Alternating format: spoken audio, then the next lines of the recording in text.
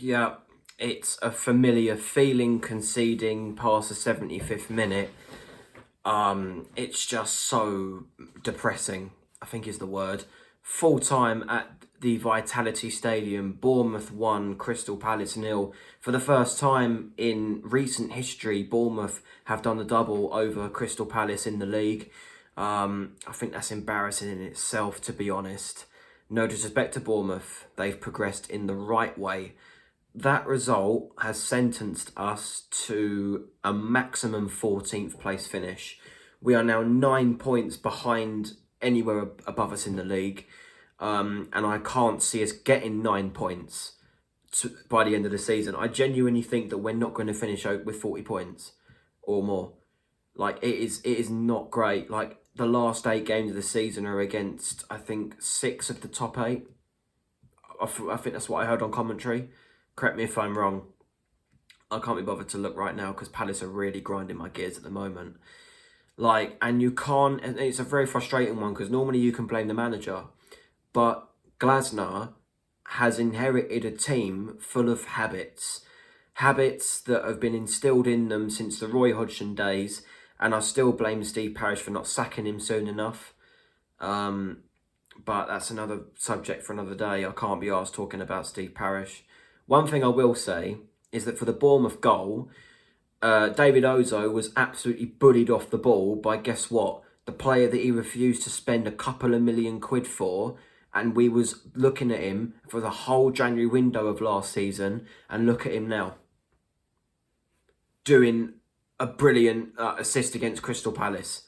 Happens every time. And who did we sign instead? Sambi Lokonga, who was there till the end of last season, didn't really make much of an impact, and a Hamada, a player that can't even get off the bloody bench. And we didn't look at a player who was actually very dangerous in attack.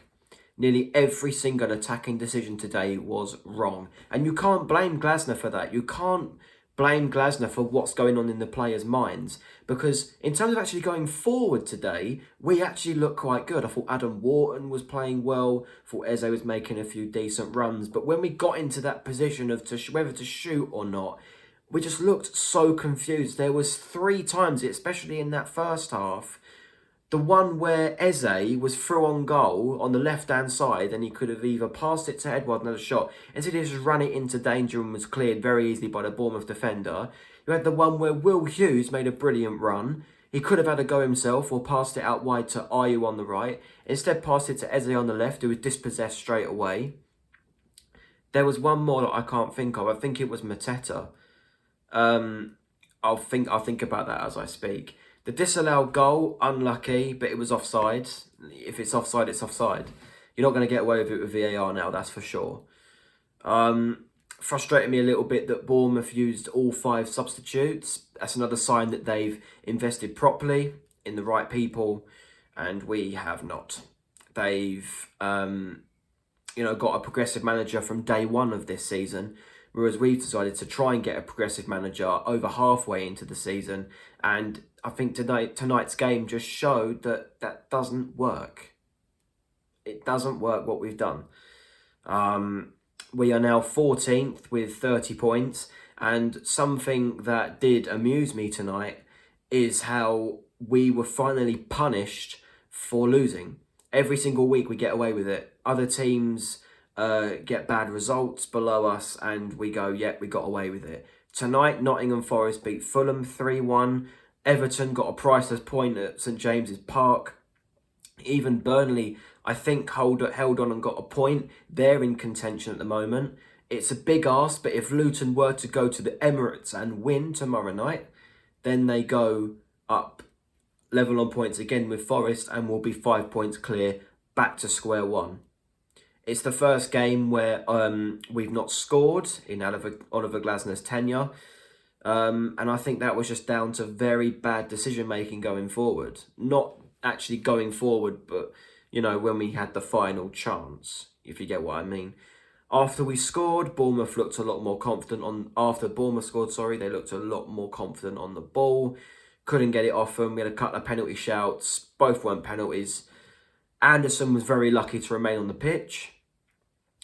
Now, the title for this video is going to be Danger is Looming. And the reason why is because our next 2 games, we're not getting anything.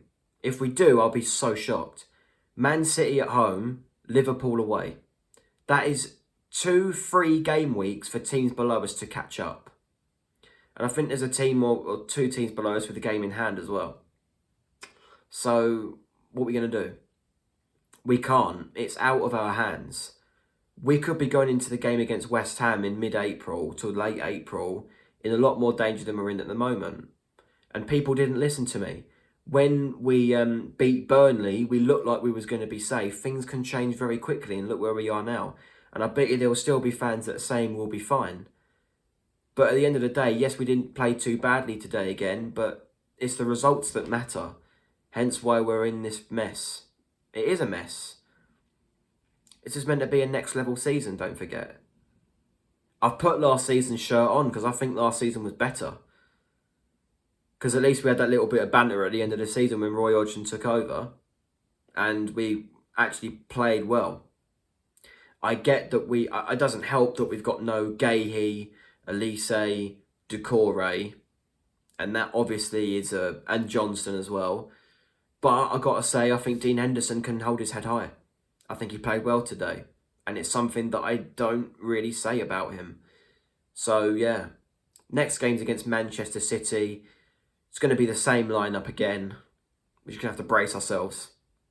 Because Man City got Villa tomorrow night. If they weren't to win, then it could be a vital game for Man City. And a tough game for us. Very tough game.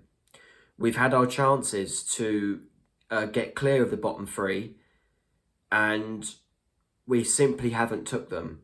We had the game against Spurs, Luton, the game against Forest at the weekend, and then this game as well. 4 games where, you know, we could have taken points, and we only took a total of 2.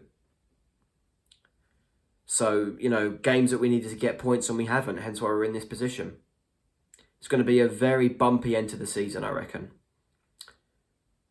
But people are going to keep thinking I'm negative, so what's the point? Like, share, subscribe, goodbye, people. I'm not happy.